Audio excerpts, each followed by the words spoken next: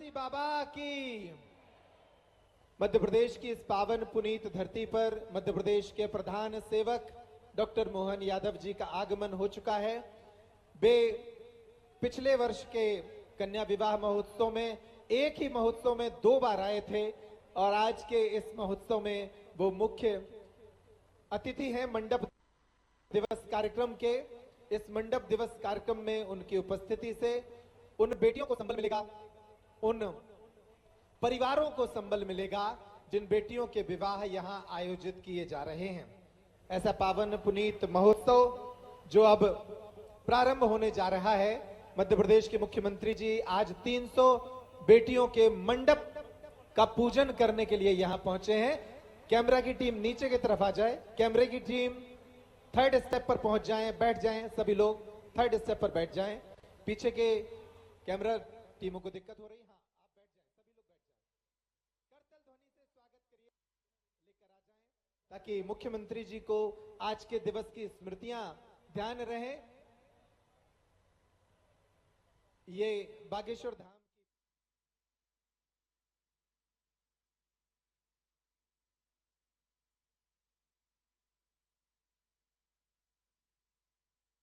महान विचार उनके हृदय में अमिट रहे। ये भगवान का चित्र विग्रह एक बलदाऊ के परिवार से आते हैं मोहन जी और किसान के बेटे हैं, तो प्रतीक स्वरूप ये हल भेंट किया जा रहा है उन्हें कि वो किसानों की चिंता करते रहें, भगवान बलदाऊ भगवान कृष्ण की परंपरा की चिंता करते रहें। और एक चित्र है, ये अभूतपूर्व चित्र पूज्य महाराज श्री और मध्य प्रदेश के मुख्यमंत्री जी का, ताकि स्मृतियों में रहे। मुख्यमंत्री जी का एक और सुंदर चित्र पिछले दिनों सोशल मीडिया पर वायरल हुआ था, जब वृंदावन की पदयात्रा के दौरान सड़क पर बैठकर वे स्वल्पाहार कर रहे थे पूज्य महाराज श्री के साथ। ऐसा ही एक और ये चित्र, ये भगवान बालाजी का विग्रह जो पूज्य महाराज श्री उनकी सुख समृद्धि और राज्य की सुख समृद्धि की कामना के लिए उन्हें भेंट कर रहे हैं। उन बेटियों का विवाह यहां आयोजित होगा। महाशिवरात्रि परसों है और गौरी शंकर बनाने का अभियान बाबा के आशीर्वाद से विवाह के प्रसंग पर शिवरात्रि को हजारों लाखों साल पुरानी सनातन संस्कृति की धारा को अद्भुत रूप से आपने धारा जीवंत की। महाराज जी जोरदार अभिनंदन। हमारे परम पूज्य बागेश्वर धाम के पंडित धीरेन्द्र कृष्ण शास्त्री जी को जोरदार अभिनंदन करें। मध्य प्रदेश सरकार की ओर से आपका वंदन अभिनंदन। इस मंच पर ही विराजमान परम पूज्य जगत गुरु राम कमल जी वेदांती महाराज साहब को भी सादर प्रणाम। मंच पर विराजमान परम पूज्य बालक योगेश्वर दास जी महाराज बद्रीनाथ, आपका अभिनंदन। आपके साथ साथ पंडित माधव तिवारी जी महाराज वृंदावन धाम, आपका अभिनंदन। मंच पर विराजमान हमारे अभिन्न मित्र, वरिष्ठ नेता, पूर्व प्रदेश अध्यक्ष, यहाँ के सांसद श्रीमान विष्णुदत्त शर्मा जी, जोरदार अभिनंदन। वीडी शर्मा जी का भी करें। यहाँ 2 मंत्री विराजमान हैं, माननीय मंत्री दिलीप अहिरवार जी, कहाँ अहिरवार जी, जोरदार अभिनंदन।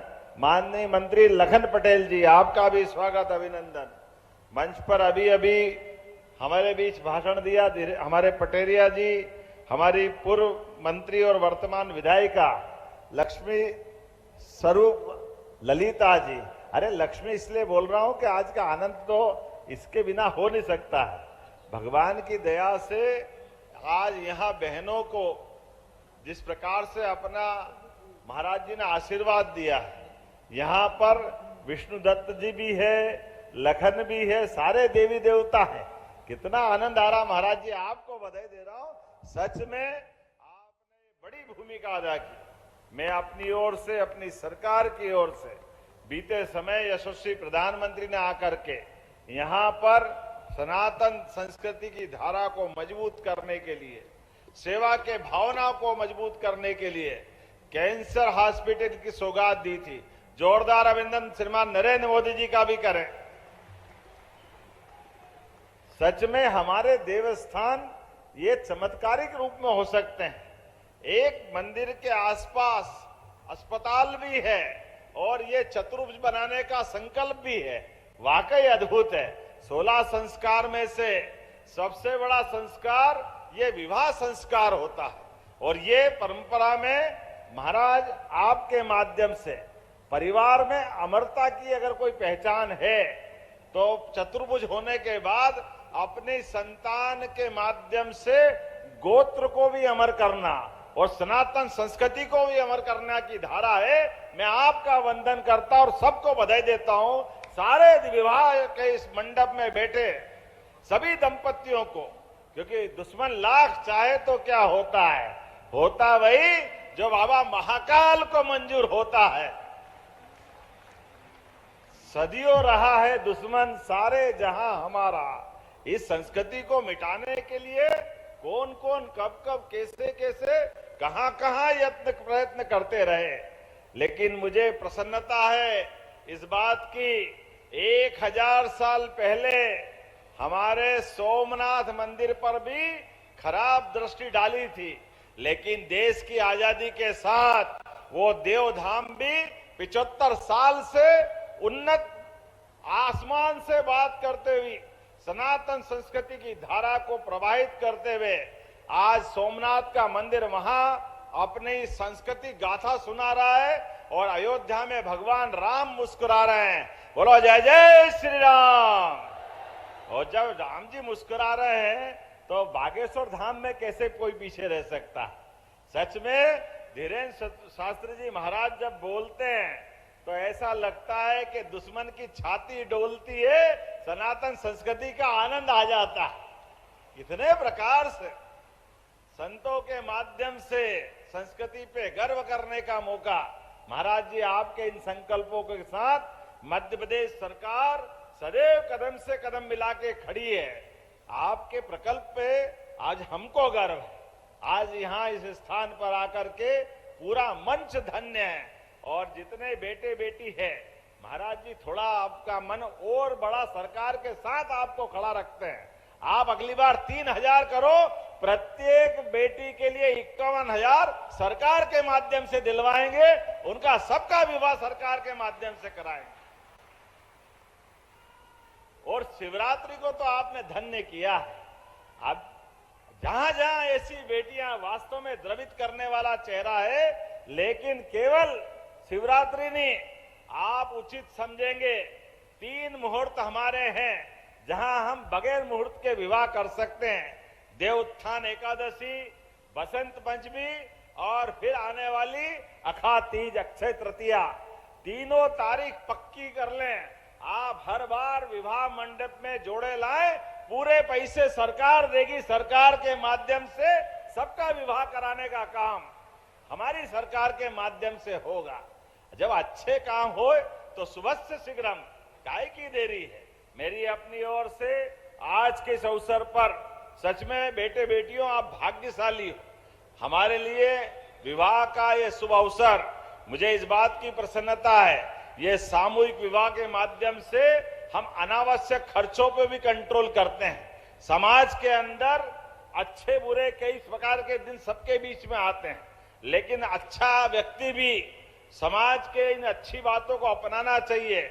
मुझे खुशी है इस बात की, मुख्यमंत्री होने के बाद भी हमने भी सामूहिक विवाह में अपने बेटे का विवाह कराया और महाराज जी ने आशीर्वाद दिया। जोरदार अभिनंदन करें। ये सामूहिक विवाह की विशेषता। अनावश्यक खर्चे क्यों करना चाहिए? जिनके परिवार में कष्ट है वो तो ठीक है, लेकिन जो सक्षम है उनको भी बचना चाहिए। अनावश्यक बुराइयों से बचने की आवश्यकता है। हमारे सामूहिक विवाह से कई प्रकार के संदेश निकलते हैं। हमारे अपने बच्चों को पढ़ाने लिखाने के लिए, कई प्रकार के अवसर दिलाने के लिए सच में पैसा लगाओ तो वहां लगाओ जहां हमारे भविष्य में युवा पीढ़ी को कोई नया अच्छा उसके लायक कोई काम मिले, उसके जीवन में शिक्षा दीक्षा कई प्रकार की प्रतिष्ठा के कई प्रकार के संकल्प पूरे हो सकते हैं। लेकिन मौत मैयत और शादी ब्याह में अनावश्यक दिखावा नहीं होना चाहिए। मैं महाराज जी को बधाई देना चाहता हूं। सच में ये यज्ञ समान है। ऐसी आहुतियां दे रहे हैं। 8 साल हो गए, कितने सारे बेटे बेटियों के आप पिता की भूमिका निभा रहे हैं। सच में हमने आज इस आयोजन के साथ सब साक्षी बनकर के संकल्प करें, अनावश्यक कोई खर्चा नहीं करेंगे, सामूहिक विवाह को प्रोत्साहन देंगे, मौत मैयत की व्यवस्थाओं में भी जहां तक हो सके अनावश्यक दिखावा नहीं करेंगे, समाज के अंदर ऐसे अच्छे कामों के साथ सदैव सब खड़े रहेंगे। मैं मध्य प्रदेश सरकार की ओर से महाराज जी आपका पुनः वंदन करता हूं, अभिनंदन करता हूं। सच में सूर्यनारायण देवताओं के अवसान के साथ ही मुझे हेलीकॉप्टर की थोड़ी तकलीफ है, लेकिन मैं आकर के अपने आप को धन्य मानता हूं। इतना भव्य दिव्य आयोजन, जोरदार अभिनंदन करें पूरे आयोजन के लिए और आयोजन समिति के लिए। मेरी अपनी ओर से एक बार फिर सारे बेटे बेटियों को बधाई। और आपके जीवन में भी महाराज जी सूची बनाना, जो बच्चे बच्ची जिनका विवाह यहाँ हुआ है उनको कोई रोजगार चाहिए, कोई काम धंधा करना हो और वो हमारे राज्य के साथ जुड़ना चाहते हैं, सरकार वो मदद करने के लिए भी इनके साथ तैयार रहने वाली है। इनकी सारी जवाबदारी सरकार के माध्यम से लेंगे। आज के इस अवसर पर मैं पुनः महाशिवरात्रि के पावन पर्व की आपको अग्रिम बधाई देता हूं और उम्मीद करता हूं अच्छाई का ये यज्ञ सदैव अपनी यज्ञ की ज्वालाओं के माध्यम से सुगंध और स्मरण कराता रहेगा कि ऐसे अच्छे काम करने वाले लोग लगातार इससे जुड़ते रहें। मेरी अपनी ओर से पुनः बधाई, बहुत बहुत धन्यवाद। बोले बागेश्वर सरकार की, सन्यासी बाबा की।